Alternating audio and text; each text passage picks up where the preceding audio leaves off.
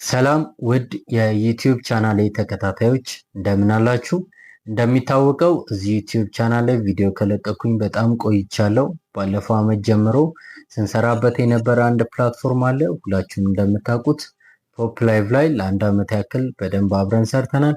አሁን ደግሞ ፕላትፎርሙ ላይ ብዙ አዳዲስ አፕዴቶች ስላሉ ያሉትን አፕዴቶች በቪዲዮ መልክ ይዤላችሁ መጥቻለሁ።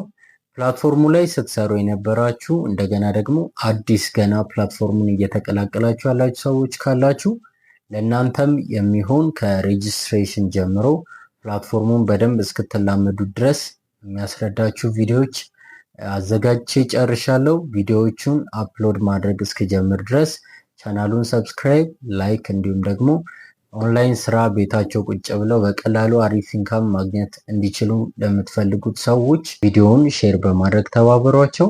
እስከ ቀጣይ ቪዲዮ መልካም ጊዜ